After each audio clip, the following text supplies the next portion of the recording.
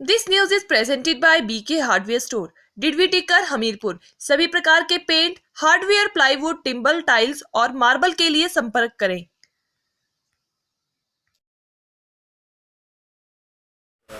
नमस्कार, जीवनसा न्यूज़ में आप सब लोगों का बहुत बहुत स्वागत है।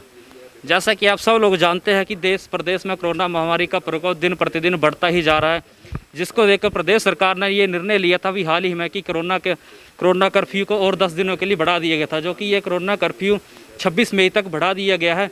जिसके चलते सब कोरोना कर्फ्यू के नियमों में भी और सख्ती से बढ़ाई कर दी गई है।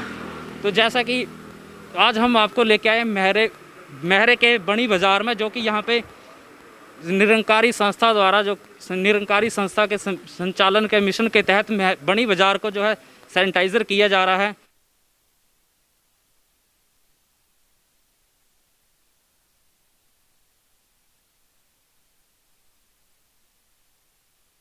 बड़ी बाज़ार को सैनिटाइज़र किया गया है यहाँ, क्योंकि हम आपको ये बताना चाहते हैं कि निरंकारी संस्था ने पहले भी कोरोना की पहली लहर में भी बहुत ही सराहनीय कार्य किया था कि कोरोना की दूसरी लहर में फिर निरंकारी संस्था द्वारा जो है बड़ी बाज़ार को सैनिटाइज किया जा रहा है, जिसके चलते आज यहाँ पे निरंकारी संस्था के द्वारा बड़ी बाज़ार को सैनिटाइज किया जा रहा है। तो जैसा कि आप सभी जानते हैं कि निरंकारी संस्था द्वारा महरे बाज़ार को भी कुछ दिनों पहले भी सैनिटाइज किया गया था, वहीं तो आज निरंकारी संस्था द्वारा बड़ी बाज़ार को भी सैनिटाइज किया जा रहा है।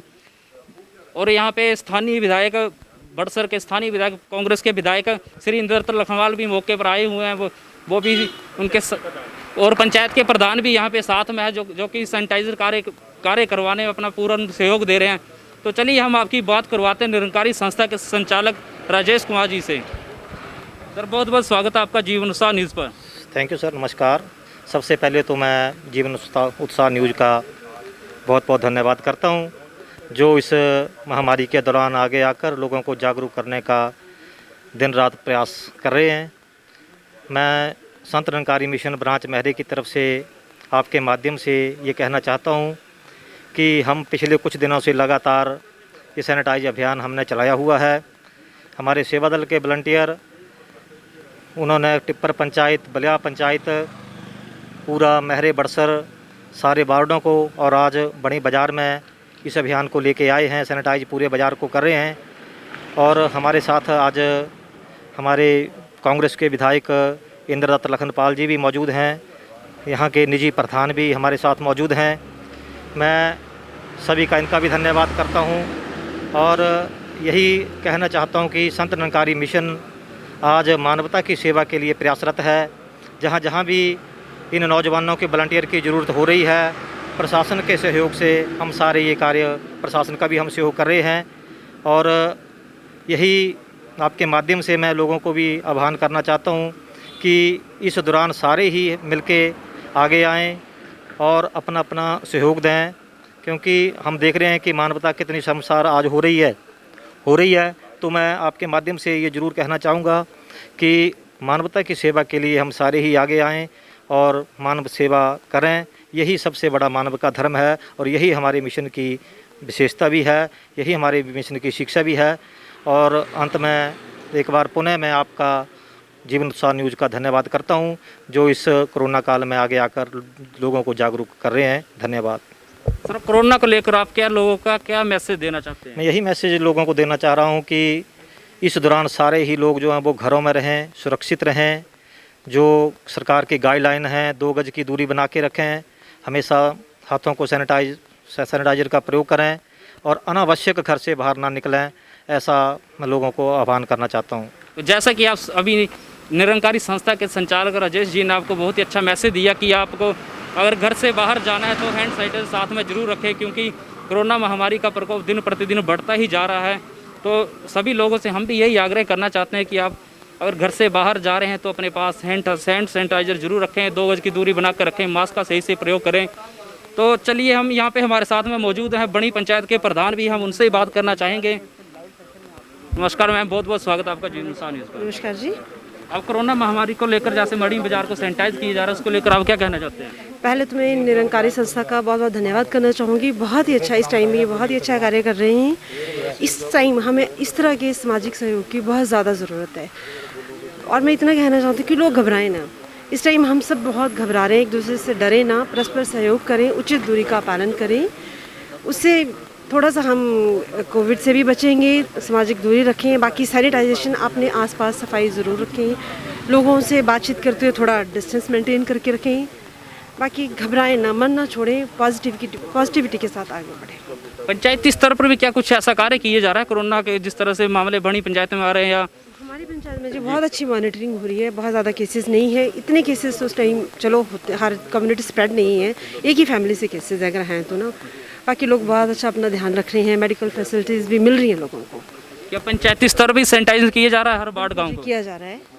पंचायती स्तर पे हम कल से, अभी जैसे हो गई 9 आवर्स की होती है सैनिटाइजेशन की प्रोसेस, अब यहाँ हो चुका था। हम परसों से दोबारा से सैनिटाइज करेंगे। 2 वार्ड हम कर चुके हैं सैनिटाइज।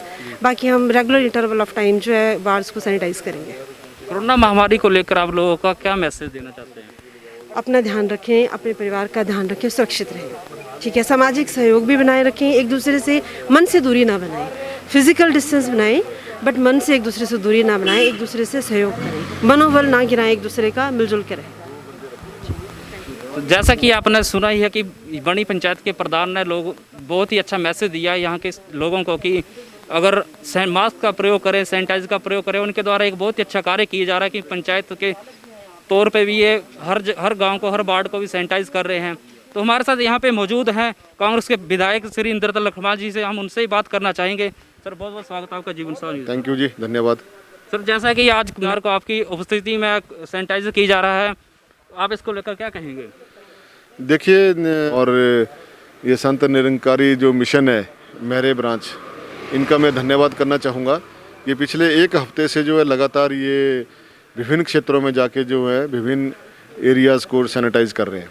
बहुत ही अच्छा इन्होंने कार्यक्रम शुरू किया है संत निरंकारी ने, ऐसे समय में जब लोग घर से बाहर नहीं आ रहे हैं, अपनों से दूर होते जा रहे हैं। तो ऐसे समय में इन्होंने एक बहुत ही अच्छी शुरुआत की है। उसके लिए मैं इनको साधुवाद देता हूँ, धन्यवाद करता हूँ।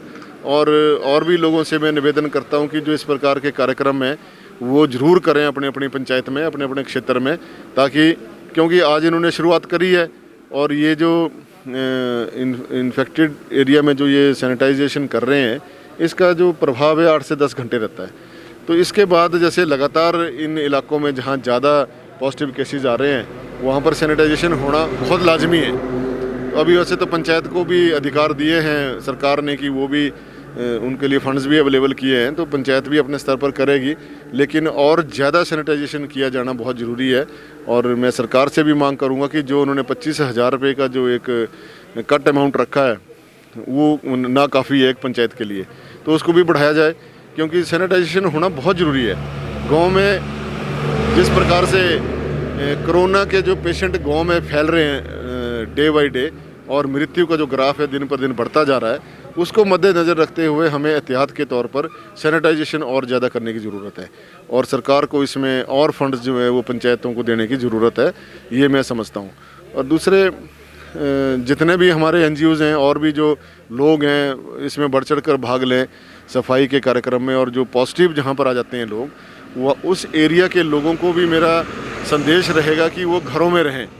मैं 1-2 जगह से शिकायतें भी आई हैं कि लोग घरों में रह नहीं रहे हैं और मास्क नहीं लगा रहे हैं। घर में भी वो मतलब कि फैमिली मेम्बर सब इकट्ठा बैठ रहे हैं और वहाँ पे मास्क का उपयोग नहीं कर रहे हैं। यदि कोई अधिकारी जाता है या हम लोग वहाँ बाई चांस कभी देखने चले जाते हैं, तो वो लोग मास्क का उपयोग नहीं कर रहे हैं, जो एक बहुत ही चिंता का विषय है। और उससे हो क्या रहा है, घर में एक आध व्यक्ति गंभीर रूप से बीमार हो रहा है और वो सबको ही लपेट में ले रहा है, और उससे फिर भार पड़ रहा है मेडिकल कॉलेज पे। जो हमारे मेडिकल कॉलेज है वहाँ पर इतनी व्यवस्था नहीं है, बेड कम है, 130 बेड हैं, वो सारे के सारे फुल पड़े हुए हैं। तो मेरा कहने का मतलब है जनता को और जागरूक होने की ज़रूरत है, वो इसको हल्के में मत लें। क्योंकि अभी आज ही मैं पेपर में पढ़ रहा था 169 लोग जिला हमीरपुर में मृत्यु के ग्रास में चले गए हैं इस कोविड महामारी के कारण। तो सभी लोगों को अपनी जान से नहीं खेलना है, और भी लोगों को इसमें खासकर बच्चों को उन्होंने गाइड भी करना है, और जो युवा लोग हैं उनको भी गाइड करना है। क्योंकि जैसे कहा जा रहा है कि ये तीसरी लहर आने वाली है, तो तीसरी लहर का क्या प्रकोप होगा और बच्चों के ऊपर इसके ऊपर ज़्यादा असर होगा, तो हमें बच्चों को बचाने के लिए कार्यक्रम चलाए जाने की ज़रूरत है। अच्छा सर, जैसे कि आपके द्वारा भी कोरोना संक्रमित लोगों की मृत्यु हो गई थी, तो उनको लेकर अंतिम संस्कार को लेकर लोग आगे नहीं आ रहे थे। उनको लेकर आप और आपके बेटे और हमारा बहुत ही सराहनीय कार्य किया जा रहा है। जिन लोगों की मृत्यु हो रही है उनको आप अंतिम संस्कार करवा रहे हैं। जो लोग यहाँ से पीछे हट रहे हैं, उन लोगों को आप क्या मैसेज देना चाहते हैं जो कि कोरोना संक्रमित से इतना डर रहे हैं कि संस्कार तक करवाने में नहीं सहयोग दे रहे हैं? देखिए, मेरे संज्ञान में जब हफ्ता भर पहले ये बात आई थी कि एक व्यक्ति की मृत्यु हो गई और वहाँ पे लोग जो हैं उसको डेड बॉडी को जो है शमशान घाट देने के लिए तैयार नहीं हो रहे हैं, तो मुझे जैसे ज्ञात हुआ, जो हमारे स्थानीय उप प्रधान हैं परविंदर जी उर्फ लवली जी और प्रधान के पतिदेव और मेरे पीए को फ़ोन आया उनके लड़के का कि ऐसे ऐसे हमें दिक्कत आ रही है। तो फिर मैंने कहा यार ये तो गलत बात है। फिर मेरा बेटा भी साथ ही बैठा था और वो पीए भी। मैंने कहा चलो हम ही चलते हैं, देखते हैं क्या है। फिर वहाँ गए तो वहाँ कोई किट बैठने को तैयार ना हो, तो वो फिर हमें थोड़ा अजीब सा लगा। फिर हमने, मेरे बेटे ने और मेरे पीए ने किट पहनी। 2 लोग जो थे वो, एक उनका बेटा था और एक प्रशासन का व्यक्ति था, 2 लोग। फिर वो उठा के ले गए, उसको हमने क्रीमेशन किया। उसका मैसेज भी गया लोगों के बीच में और वो हमने शुरुआत की और हमने लगातार 5 दिन तक जो है ऐसी डेड बॉडीज़ का क्रीमेशन किया।